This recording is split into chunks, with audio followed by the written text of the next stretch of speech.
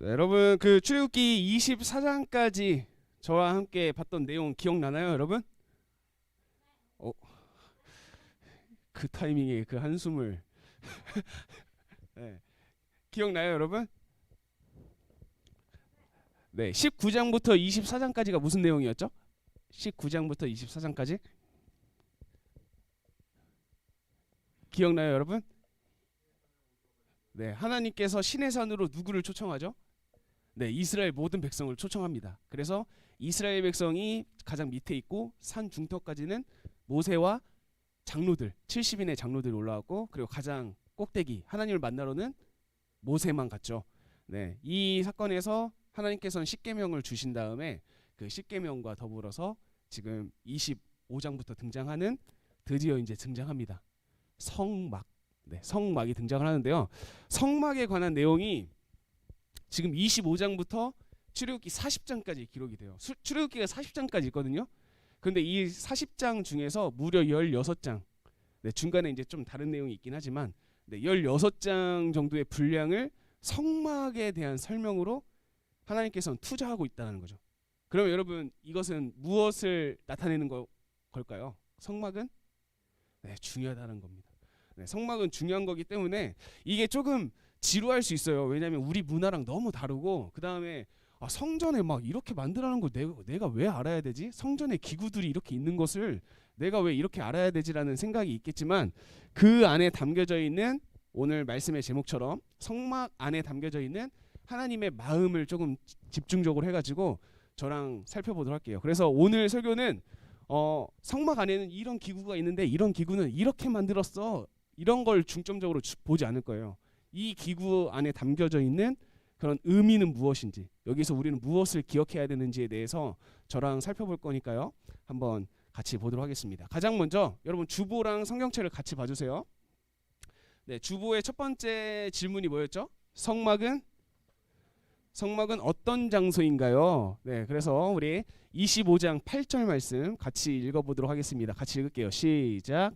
내가 그들 중에 거할 성소를 그들이 나를 위하여 짓되. 자, 성막은 어떤 장소죠? 네, 내가, 하나님이 그들, 이스라엘 백성들 가운데, 그러니까 하나님을 믿는 자손들 가운데 거하는 곳입니다. 그러니까 성막은요, 하나님과 인간이 무엇을 하는 곳? 그냥 만나는 곳이에요. 만나는 곳. 하나님과 인간이 만나는 곳. 네, 자, 여러분 잘 생각해 보세요. 제가 에덴 동산 이야기부터 시작할 겁니다. 에덴 동산에서 하나님과 아담과 하와는요, 항상 교제하는 사이였어요. 만나는 사이. 그런데 그 가운데 이제 죄가 침투하게 되고, 죄가 들어가자 하나님께서는 아담과 하와를 쫓아내죠. 아담과 하와를 쫓아내고 그 동쪽으로 쫓아내면서 동쪽 입구에 그 에덴 동산을 지키기 위한 무엇을 세우는데 기억나나요, 혹시 여러분? 네, 불을 들고 있는 칼, 그리고 그것과 그룹들이었어요. 두 그룹이 동쪽 입구를 지키고 있어요. 그래서 쫓겨난 사람들이 다시 그 생명나무가 있는 에덴 동산으로 들어오지 못하도록 그룹이 지키고 있는 거죠. 그러니까 이것은 무엇을 상징하냐면, 하나님과 인간이 되게 친밀하게 만나고 교제하고 있었던 곳에서 인간은 쫓겨나는 거죠. 그 다음에 하나님께서는 어떻게 하시냐면, 하나님께서 만나고 싶은 사람을 하나님께서 찾아가셔요. 지금 제가 무슨 말 하는 건지 알죠? 모든 사람이 하나님과 만날 수 있었던 게 아니라, 하나님께서 특별히 만나고 싶은 사람을 찾아가시는 방법으로 하나님께서는 교제를 하시기 시작합니다. 그러다가 이 출애굽기에 들어와서 우리가 은혜라고 생각하지는 못하지만 하나님께서 우리 인간들에게 주신 엄청난 은혜가 등장하는데, 그게 무엇이냐면 성막이라는 거예요. 자, 출애굽기는 전체적으로 만남이 강조가 돼요. 구원과 만남, 또 다른 말로는 구원과 하나님의 임재. 어떤 만남이 강조되냐면, 출애굽기의 3장에 보면 가장 먼저 누가 하나님과 만나죠? 네, 모세가 하나님과 만나요. 여러분 아마 알 거예요. 불타는 떨기나무. 불타는 떨기나무 이야기는 기억나죠? 불타는 떨기나무를 통해서 하나님께서는 모세를 찾아가서 만나요. 그래서 내가 이런 사람이야, 이런 내가 너를 붙잡아 쓸 거야, 그러니까 너는 출애굽을 하는데 사용되어질 거야, 이렇게 하면서 모세를 만납니다. 그런 다음에 출애굽기 19장에서 24장 말씀을 통해서 이제 누가 만나요? 하나님을? 이스라엘 백성들이 만납니다. 이스라엘 백성들이 시내산에 가서 이제 하나님과 만나는 거죠. 근데 여기서 끝나지 않아요. 모세를 만났던 하나님, 이스라엘 백성을 만났던 하나님이 25장부터는 이제 성막은 하나님께서 그들 중 이스라엘 백성들 가운데 거할 처소, 성소인데 이 성막은요 무엇이 가능하죠? 접었다, 펼쳤다. 이것은 무엇이 가능하다는 거예요? 이동이 가능하다는 거죠. 그러니까 하나님께서는 지금까지는 하나님께서 찾아가고 싶은 사람만 찾아갔다가 모세를 찾아갔다가 이스라엘 백성을 만났다가 이제는 심지어 뭘 하겠다는 거예요? 너네들이 이동하는 곳마다 내가 함께 할 거야. 내가 그 가운데 거할 거야 라는 처소 성막을 주는 거죠. 그러면 성막은요 다시 말하면 하나님께서 인간을 만나기 위해서 인간에게 허락하신 하나님의 집, 하나님의 처소라는 의미가 담긴 겁니다. 이거는요 하나님의 은혜예요. 하나님의 은혜. 죄 때문에 하나님과의 교제에서 멀어졌던 인간들을 직접 찾아와서 내가 너와 만날 거야. 내가 너희와 항상 함께 할 거야. 너희가 어디를 이동하든지 내가 그 가운데 거할 거야 라는 것을 말하는 것이 성막이다라는 것을 여러분들이 기억을 하면 좋겠습니다. 그래서 제가 에덴 동산부터 지금 성막까지 이야기를 했잖아요. 사실 에덴 동산의 모습과 시내산에서의 모습, 그리고 성막에서의 모습, 나중에 솔로몬이 지은 성전의 모습, 그리고 나중에 예수님을 통해서 우리가 지금 살아가고 있는 지금의 모습, 그 다음에 예수님께서 다시 오실 때 새 하늘과 새 땅, 새 예루살렘을 통해서 건설된 그 새로운 나라의 모습이 다 비슷해요. 다 비슷해요. 그래서 일단 첫 번째로 에덴 동산과 성막이 어떤 점에서 비슷한지에 대해서 제가 한번 설명해 보도록 할게요. 에덴 동산과 성막 사이의 비슷한 점. 먼저 첫 번째, 하나님께서 창조하실 때마다 이런 이야기가 나와요. 같이 읽어볼게요. 시작. 네, 여기서 중요한 것은요 하나님이 이르시되입니다. 그래서 하나님께서 처음에 에덴 동산을 창조하실 때, 이 세상을 창조하실 때 하나님께서는 어떻게 창조하셔요? 항상 하나님이 이르시되, 그 다음에 하나님이 이르시되, 또 하나님이 이르시되. 자, 그런데 성막을 만들 때도요 출애굽기 25장 1절 말씀 같이 읽어볼게요. 시작. 여호와께서 모세에게 말씀하여 이르시되. 30장으로 가면 여호와께서 모세에게 말씀하여 이르시되, 여호와께서 모세에게 말씀하여 이르시되, 여호와께서 모세에게 말씀하여 이르시되. 그러니까 에덴 동산과 성막의 가장 첫 번째 차이점, 첫 번째 비슷한 점은 무엇이냐면 하나님의 말씀으로 이루어진 공간이다라는 거예요. 하나님의 말씀으로 만들어진, 창조된 공간이다라는 것이 첫 번째, 첫 번째 비슷한 점이고요. 두 번째, 창세기 2장 11절 12절 말씀을 읽어볼게요. 네, 같이 읽겠습니다. 시작. 첫째의 이름은 비손이라. 금이 있는 하윌라 온 땅을 둘렀으며 그 땅은 금은 순금이요 그곳에는 베델리엄과 호마노도 있으며. 네, 지금 이걸 왜 읽었냐면요 이게 지금 에덴 동산을 설명하고 있는 그 구절인데요. 여기에 보면 첫 번째 강 비손이라는 강을 이야기하고 있는데 이 강 주변에는 금이 있었다. 금이 이 주변을 가득 채웠었다라고 이야기를 합니다. 금. 그 다음에 여기에서 보면 그 땅의 금은요 그냥 금이 아니라 순금이에요. 순금. 순금이라는 것은 다른 불순물이 들어가지 않은 상태. 네, 순금이었고 그곳에는 베델리엄이 있대요. 베델리엄은 무엇이냐면 우리가 흔히 알 수 있는 진주. 네, 진주와 같은 거. 그다음에 호마노는 보석이에요. 좀 녹색을 띠는 보석. 녹색이면 루비인가요? 에메랄드, 네, 에메랄드 같은. 네, 보석을 안 좋아해가지고. 네, 네, 아무튼 거기에는 금, 순금이 있고 진주와 이런 에메랄드 빛을 띠는 보석이 있었다. 에덴 동산에는. 자, 그런데 성막을 볼까요? 성막은 재료들이 이렇게 돼 있습니다. 같이 읽을게요. 시작. 너는 순금으로 그것을 싸되 그 안팎을 싸고 그 위쪽 가장자리로 돌아가며 금태를 두르고 금고리 넷을 부어 만들어 그 네 발에 담되 이쪽에서 두 고리 저쪽에 두 고리를 달며 조각목으로 채를 만들어 금으로 싸고. 여기서 계속 나오는 게 뭐죠? 금이에요. 금. 성막 안의 기구들을 금으로 만들어요. 자, 그 다음에 여기 베델리엄과 호마노가 뭐라고 했죠? 보석이었죠. 그런데 하나님께서 출애굽기 25장 7절에서 이스라엘 백성들에게 이제 내라고 하는 예물 중에 뭐가 있어요? 호마노, 그리고 에봇과 흉패 물릴 보석. 네, 보석이 또 등장하고 있죠. 네, 그러니까 지금 에덴 동산과 성막의 또 다른 차이점은 뭐냐면 그 이루어진 곳, 그 근처에 무엇이 있냐면 금과 보석이 있다라는 것. 네.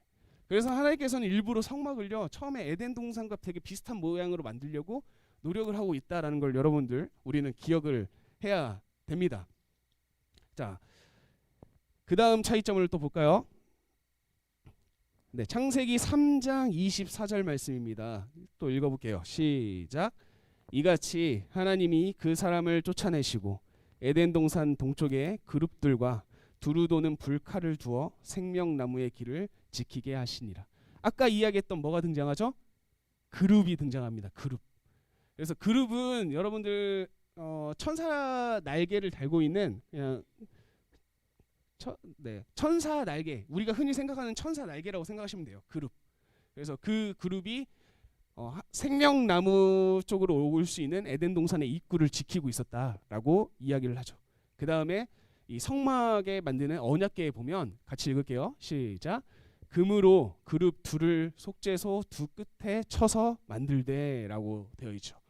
지금 하나님의 임재를 상징하는 에덴 동산을 맡고 있었던 게 두 그룹이었고요. 그 다음에 성막 안에서 하나님의 임재를 상징하는 언약궤, 그 언약궤를 덮었던 속죄소 위에 두 그룹을 세웁니다. 그래서 하나님의 임재 장소에 그 두 그룹이 서 있다라는 것을 여러분들 기억을 하면 되고요. 또 한 가지 볼게요. 네, 창세기 2장 2절 같이 읽겠습니다. 시작.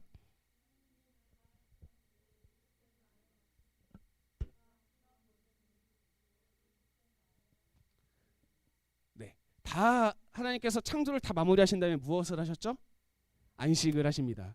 성막을요 다 만들고 난 다음에 하나님께서 모세와 이스라엘 백성에게 명령하신 게 무엇이었냐면 이거였어요.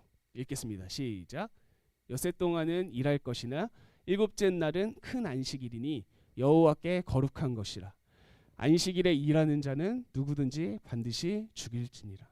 자, 에덴 동산을 창조하셨던 하나님, 세상을 창조하셨던 하나님께서 마지막에 하셨던 일은 일곱째 날을 축복하고 안식하는 거였어요. 사람들에게 쉼을 허락한 것.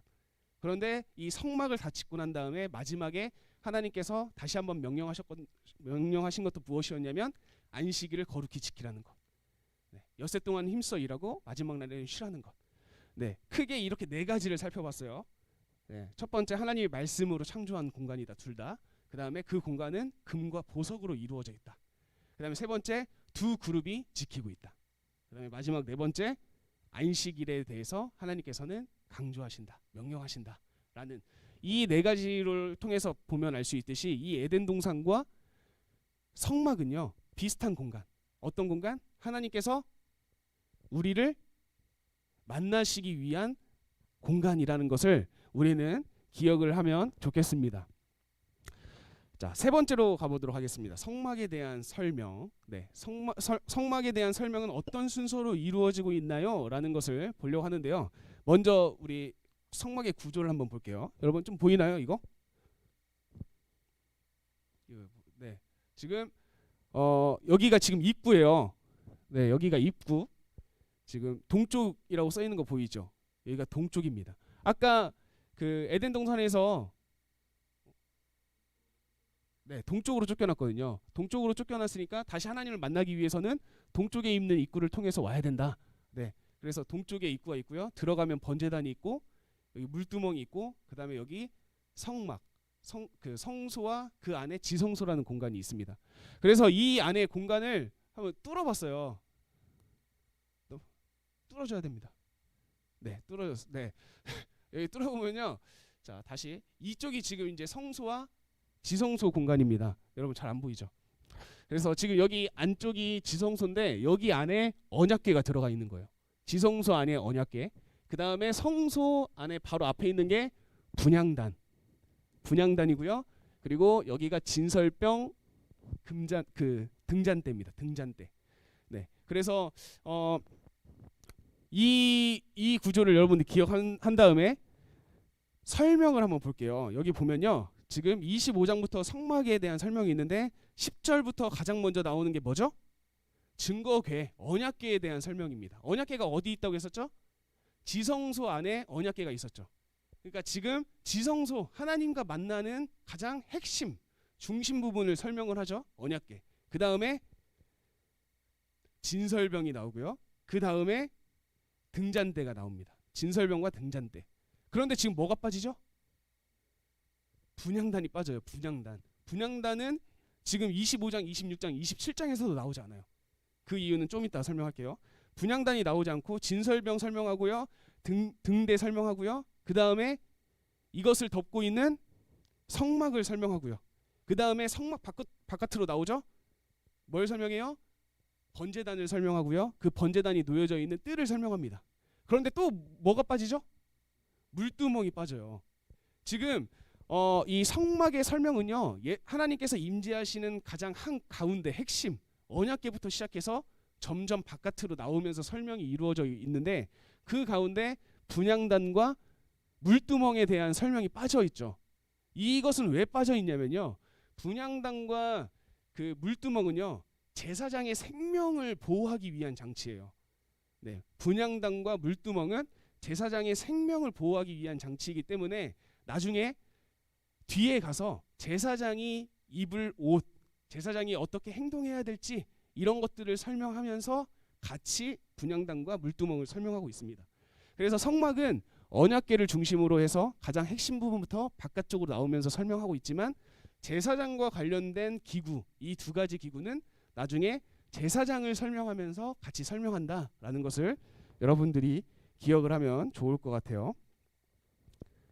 자, 성막의 구조는 좀 알겠나요? 가운데 언약궤 있고요. 그리고 그 언약 지성소와 성소를 구분하는 휘장이 있고요. 그 휘장 바로 앞에 분향단이 있고요. 그리고 그 분향단을 기준으로 해가지고 분향단으로 성막을 딱 이렇게 들어갔을 때 오른쪽에는 진설병, 왼쪽에는 등대, 네, 등잔대가 있다라는 거 여러분들이 기억을 해주시면 됩니다. 그리고 바깥으로 나오면 물두멍이 있고요, 번제단이 있고요. 그리고 그 물두멍과 번제단이 있는 곳을 뭐라고 한다? 뜰이라고 한다라는 것. 그래서 성막도 세 구분으로 나뉘어져 있죠. 뜰, 그 다음에 성소, 그 다음에 지성소. 그래서 세 구분으로 나뉘어져 있는데 뜰은 누구나 들어갈 수 있고요. 성소는 제사장들만 들어갈 수 있고요. 지성소는 제사장 중에서도 대제사장만 1년에 한 번 들어갈 수 있습니다. 그러니까 이 성막도 우리가 전에 살펴봤던 시내산 때의 모습과 비슷했죠. 시내산의 가장 밑에는 누구나 갈 수 있었고 산 중턱까지는 70인의 장로들만 갈 수 있었고 가장 위에는 모세만 갔던 것처럼 이 성막도 그렇게 이루어져 있다라는 것을 여러분들이 기억을 해주시고 우리 이제 그 안에 담겨 있는 기구들 하나씩 한번 보도록 하겠습니다. 먼저 첫 번째는 언약궤입니다. 언약궤. 자, 언약궤를 같이 한번 읽어보겠습니다. 22절 말씀 시작.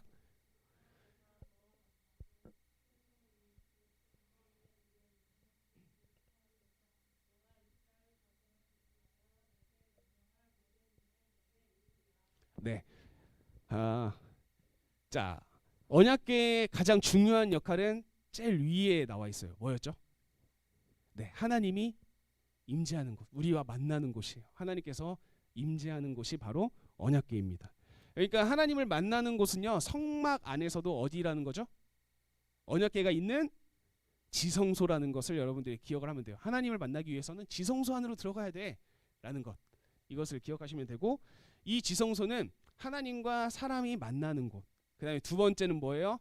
가장 마지막 줄. 마지막 줄. 모든 일을 내게 이르리라. 하나님께서 뭐 하시는 곳? 말씀하시는 곳입니다. 하나님께서 말씀하시는 곳.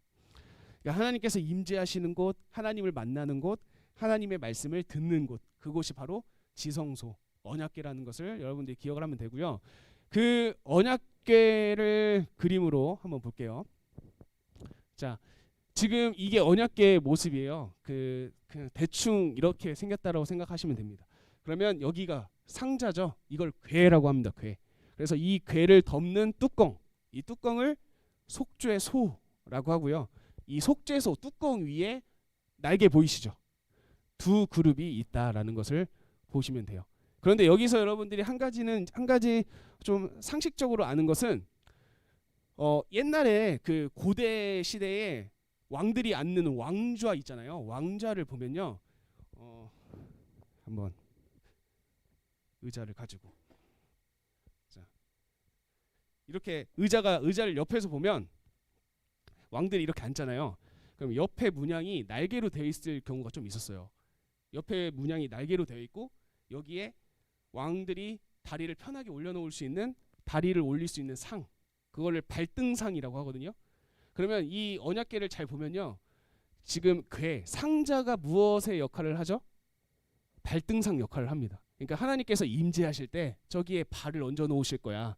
그리고 날개 있는 부분이 하나님께서 임재하시는 앉는 부분이라는 거죠.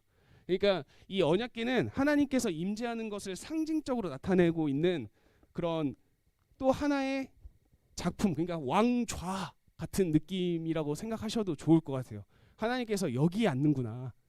그래서 박스 위에 앉는 게 아니라 날개 위에 앉고 박스 그 언약궤는 하나님께서 발을 올려놓으시는 발등상이라는 것.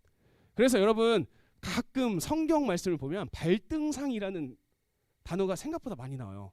그래서 발등상 이게 뭐지? 라고 생각할 텐데 이 언약궤의 하나님께서 발등상을 이렇게 발을 올려놓으신다는 것은 무엇을 의미하는 거예요? 하나님께서 앉아 계시다, 임재하셨다라는 이야기. 그러니까 발등상 이야기가 나오면 하나님께서 임재하셨구나, 우리와 함께 하시는구나, 그런 얘기구나 라는 것을 여러분들이 기억을 하면 될 것 같아요. 이 언약궤에는요 안에 상자 안에 세 가지가 들어갔었어요. 세 가지 물건이 들어가는데 그 물건에 대해서 하나씩 살펴볼게요. 먼저 첫 번째 21절 말씀 읽겠습니다. 시작. 속죄소를 궤 위에 얹고 내가 내게 줄 증거판을 궤 속에 넣으라. 하나님께서 모세와 이스라엘 백성에게 줬던 증거판이 뭐죠? 십계명입니다. 십계명 돌판을 궤 속에 넣으라는 것. 그 다음에 두 번째 출애굽기 16장 34절 말씀입니다. 시작. 아론이 여호와께서 모세에게 명령하신 대로 그것을 증거판 앞에 두어 간수하게 하였고, 제가 괄호 안에다 적어놨죠. 그것이 뭐예요? 만나입니다. 만나를 담은 항아리. 만나를 담은 항아리를 증거판 안에 두라는 것. 그다음 민수기 17장 10절 말씀을 보면 같이 읽어볼게요. 시작. 여호와께서 또 모세에게 이르시되 아론의 지팡이는 증거궤 앞으로 도로 가져다가 거기 간직하여 박역한 자에 대한 표징이 되게 하여 그들로 내게 대한 원망을 그치고 죽지 않게 할지니라. 아론의 지팡이, 여기는 살구꽃이 이렇게 피어나는 지팡이였어요. 그러니까 이것은 무엇을 뜻하냐면 살아있다라는 것을 뜻하죠. 살아계신 하나님께서 지팡이로 우리를 이끄시고 통치하신다라는 의미였던 이 아론의 지팡이를 증거궤 안에 넣어라라고 이야기를 합니다. 그러면 언약궤 안에 들어간 세 가지는 뭐였죠? 십계명 돌판, 그 다음에 만나를 담은 항아리, 아론의 쌍난 지팡이, 이렇게 세 가지가 들어가는 거죠. 그런데 여러분 여기서 우리가 또 한 가지 생각할 게 있습니다. 자, 십계명을 모세가 받고 내려올 때 이스라엘 백성이 무엇을 하고 있었는지 기억나나요?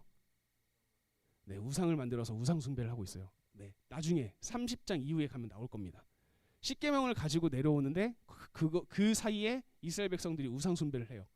그 다음에 아까 전에 아론에게 만나를 담은 항아리를 여기에 넣어라라고 말씀하셨을 때 왜 만나를 담은 항아리를 여기에다 넣으라고 말씀하셨냐면 이스라엘 백성들이 불평했거든요. 왜 불평하냐면 배고프다, 밥을 달라, 이러려고 우리를 출애굽시켰냐 라고 하면서 하나님께서 만나를 주시고 그 주신 사건을 기억하고 기념하기 위해서 만나를 담은 항아리를 넣으라라고 이야기를 하죠. 그리고 민수기 17장 10절을 보면 아론의 지팡이를 넣으라고 할 때 왜 넣으라고 하죠? 그들로 내게 대한 원망을 그치고 죽지 않게 할지니라. 이것은 무엇을 뜻해요? 또 이스라엘 백성들은 무엇을 하고 있었어요? 원망과 불평을 하고 있었어요. 그러니까 언약궤 안에 들어간 세 가지는요 다 뭐와 관련이 있어요? 이스라엘 백성들의 불평, 원망, 우상 숭배와 관련이 있었어요. 하나님께서 늘 함께하고 늘 도와주고 보호해 주는데 이스라엘 백성들은 뭘 해요? 그때마다 원망하고 불평했다라는 것. 그러니까 이 언약궤 안에 들어간 세 가지는요.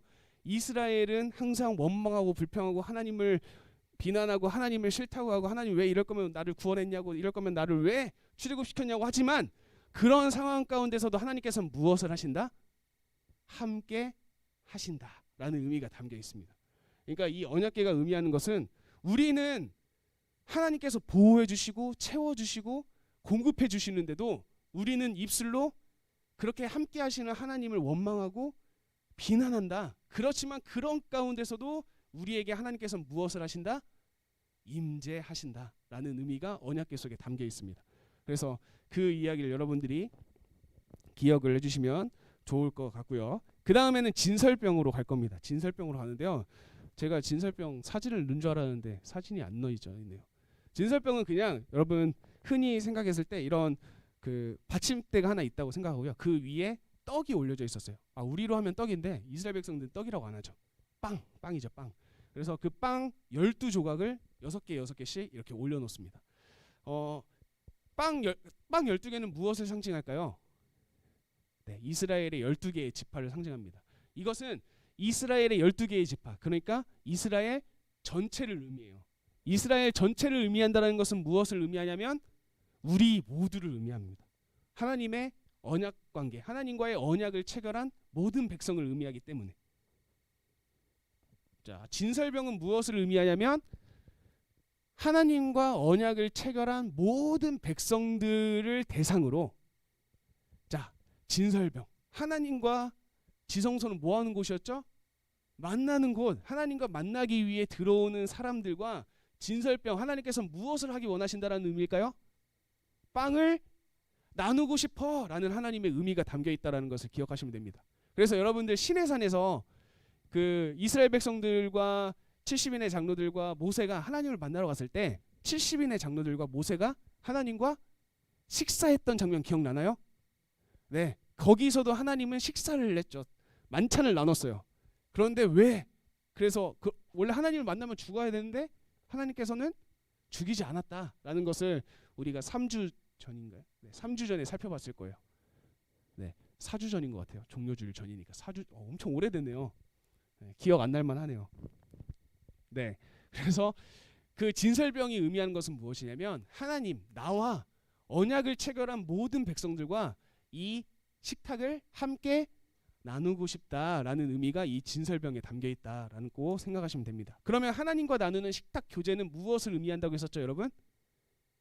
네, 친목, 화목, 우리는 한 가족이야, 우리는 언약 관계야, 우리는 특별한 관계야 라는 것을 나타낸다는 것을 여러분들이 기억하시면 돼요. 네. 여러분들도 밥 먹을 때 막 어색한 사람이랑 밥 먹기 힘들잖아요. 목사님이 여러분들 만나서 우리 밥 한번 먹을까 그랬어요. 처음에 밥 먹을 때 목사님이랑 처음에 밥 먹으면 되게 힘들잖아요. 그렇죠. 목사님 어색하고 할 말도 없고 왜 목사님은 만나서 밥 먹자고 하고 막. 근데 조금 친해지고 나면 그래도 괜찮죠. 네, 이것처럼 이 우리가 밥을 한 식탁에서 밥을 먹는다는 것은 되게 특별하고 가깝고 깊은 관계라는 것을 뜻해요. 그러니까 하나님께서는 이 진설병을 통해서 이스라엘 너네와 나는 되게 깊은 관계야라는 것을 이야기하고 있다라는 걸 기억하시면 됩니다. 자, 다음은 등잔대를 보려고 하는데요. 등잔대는요, 지금 출애굽기 25장 31절부터 나와요. 그런데 여러분 지금 성경책 펴져 있죠? 성경책 펴져 있는 걸로 출애굽기 25장 31절부터 36절까지거든요. 여러분들이 눈으로 한번 읽어보세요. 등잔대를 이렇게 비유가 아니라 등잔대를 어떻게 만들지 하나님께서 설명하고 있는데 그 설명 가운데서 여러분들이 좀 특이한 것을 발견해보세요. 발견하셔야 돼요. 31절부터 36절까지 읽으면서 딱 보이는 되게 특이한 점이 있을 거예요. 특이한 점. 되게 많이 등장하는 단어들이 막 있어요. 많이 등장하는 단어를 한번 찾아보세요. 그래, 찾은 사람들 한번 이야기해 볼래요? 누가 얘기한 것 같은데? 꽃. 그 다음에 또 뭐? 또 꽃받침.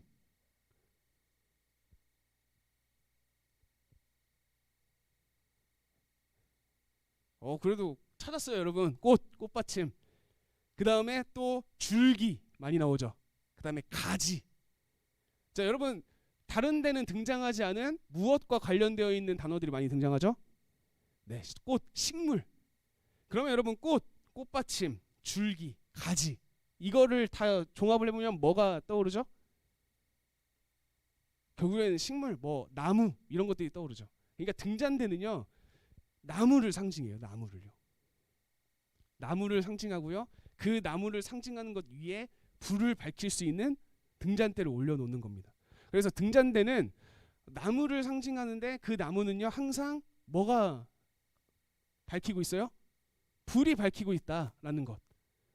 그래서 여러분 이 그 금잔대를 보면요, 등잔대를 제가 이렇게 생겨요. 등잔대가.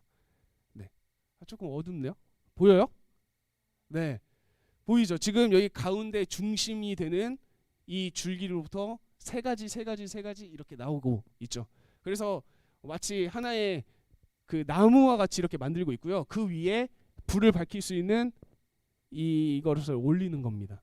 그러면 이 등잔대가 의미하는 바는 무엇이냐면 나무를 상징한다고 했었죠. 그런데 나무는요 하나님이 임재하시는 공간에 보면 우리에게 나무가 생각보다 많이 들어 있었어요. 먼저 에덴 동산에서 어떤 나무를 지키려고 그룹을 세웠었죠? 생명나무. 그러니까 등잔대는 먼저 첫 번째 생명나무를 상징해요. 네, 생명나무. 그런데 그 생명나무는 항상 뭐가 밝히고 있어요? 불이 밝히고 있어. 그러니까 이 생명나무에는 불과 같은 항상 우리를 밝히고 항상 우리를 비추고 있는 하나님을 상징하는 불이 있다라는 거죠. 자, 그런데 여러분 나무가요 또 한 번 등장해요. 출애굽기 3장. 무슨 나무? 떨기나무. 불타는 떨기나무를 통해서 하나님께서 누구를 만나죠?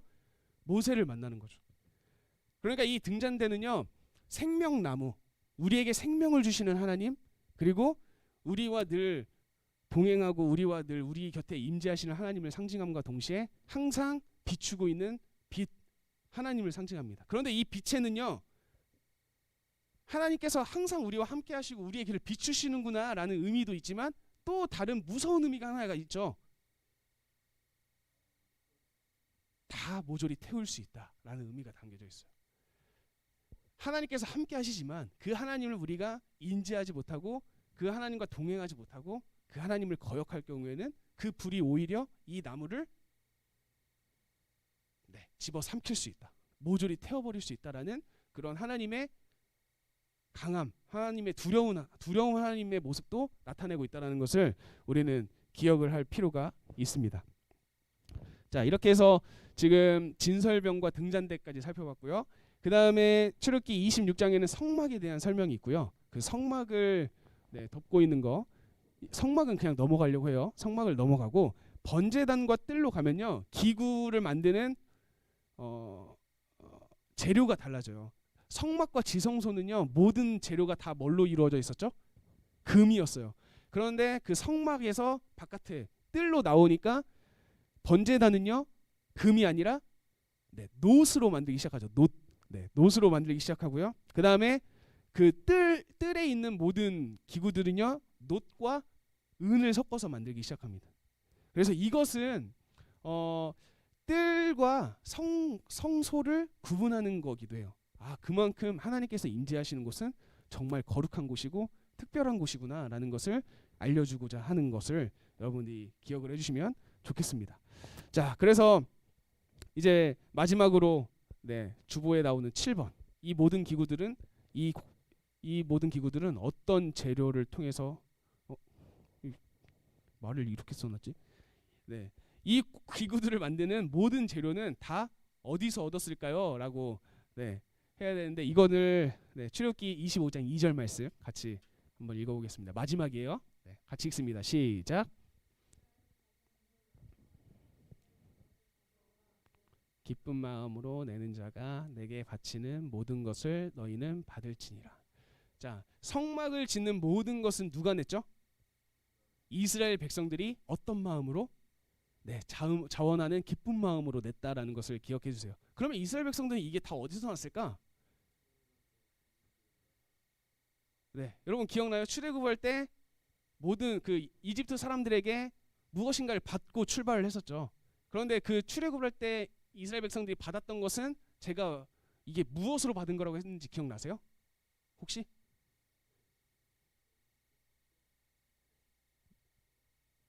전쟁에 비유해서 설명했었어요. 전쟁에 승리하면 이 승리자는 전리품으로 얻는다라는 거. 그러니까 그 이스라엘 백성들은 애굽에서 쫓겨나는 것처럼 보이지만 이것은 쫓겨나는 게 아니라 구원이고, 이 구원은 이스라엘의 승리를 상징한다. 그러니까 하나님께서는 승리했기 때문에 패배자였던 이집트 사람들이 승리자였던 이스라엘 백성에게 당연히 예물을 주는 것, 이것은 전리품이었다라고 하는 거죠. 그래서 이때 받았던 게 금, 놋, 은, 보석, 뭐 가죽 이런 것들을 가지고 이스라엘 백성들이 출애굽을 한 거예요. 그런 다음에 하나님께서 성막을 만든다고 하니까 그 모든 것을 기쁨으로, 자원하는 마음으로 냈다라는 것. 자, 여기에는 되게 중요한 의미가 담겨져 있어요. 하나님께서 임재하시는 곳, 하나님과 만나기 위해서, 그러니까 하나님과의 만남을 위해서 이스라엘 백성들이 무엇을 한 거예요? 자기가 가지고 있는 것을 기쁨으로 드린 것. 근데 사실 또 생각해 보면 자기들이 가지고 있는 그 모든 것은 누가 주신 거예요? 하나님이 주신 거예요. 우리에게 승리를 선포하고 우리에게 주신 것을 사람들은 그것이 내 것이 아니고 하나님께서 주신 거야 라고 하면서 하나님과 만나기 위해서 기쁨으로 드릴 때 인간과 하나님 사이는요 더욱더 친밀해지고요, 그 가운데 하나님의 역사는 이루어진다라는 것을 여러분들이 기억을 하면 좋겠어요. 이것이 여러분들의 삶 가운데 가득했으면 좋겠어요. 이것을 하나님께서 내가 하나님과 만나기 위해서 내가 가지고 있는 것을 기쁨으로 드리는 것? 그러면 하나님과 만나는 곳은 교회니까 내가 교회에 헌금을 많이 하라는 얘기인가? 아니죠. 지금은 달라졌잖아요. 성막에서 하나님과 만나기 위해서는 지성소로 들어갔어야만 했는데 지금은 어떻게 됐죠? 지금은 예수님께서 돌아가실 때 휘장이 찢어지면서 우리 모두가 언제나 지성소로 들어갈 수 있는 권한을 가지게 된 거죠. 우리는요, 여러분들이 거하는 곳, 여러분들이 가는 곳, 여러분들이 지금 서 있는 어디든지 그 가운데서 하나님을 만날 수 있게 됐어요. 그러면 이 구절이 이야기하는 것은 무엇이냐면 여러분들은 어디를 가든지 하나님을 만날 수 있는데 하나님을 만날 수 있는 어디에서든지 하나님을 만나기 위해서 내가 가지고 있는 것을 기쁨으로 드릴 때 우리는 더 큰 은혜, 더 큰 능력을 얻을 수 있다라는 거죠. 그래서 여러분들이 있는 공간을요, 하나님과 만나는 공간, 하나님께서 기뻐하시는 공간으로 만들어야 돼요. 내가 가지고 있는 것을 통해서. 그래서 그것을 무엇을 의미하냐면 내가 가지고 있는 재물이나 내가 가지고 있는 달란트나 내가 할 수 있는 능력이나 이런 것들을 가지고 다른 사람들을 뭐 도우는 것, 다른 사람들의 필요를 채워주는 것, 이것이 곧 하나님께서 우리와 만나는 것이고 하나님의 역사가 우리를 통해서 증거되어지는 것이고 우리가 가는 곳마다 하나님께서 임재하시는 지성소가 된다는 것. 그래서 여러분들이 그것을 생각하면서 이스라엘 백성이 기쁨으로 냈던 그 예물을 가지고 하나님과 인간과의 만남이 이루어졌구나. 그러면 나도 내가 가지고 있고 내가 하나님께 받은 것을 통해서 다른 사람들이 하나님과 만날 수 있는 공간들을 내가 창출하면서 살아가는 내가 돼야지라는 것을 다짐하는 우리 여러분들이 됐으면 좋겠습니다. 그래서 오늘 성막 첫 번째를 통해서 이 27장까지 살펴봤고요. 그래서 여러분들의 삶 가운데 이런 성막 속에 담겨져 있는 하나님의 마음을 여러분들이 기억하면서 하나님께서 성막 안에 이런 메시지를 담아 놓으셨구나 라는 것을 기억하면서 살아가는 우리 짠석음 학생부 친구들이 되길 간절히 축복합니다.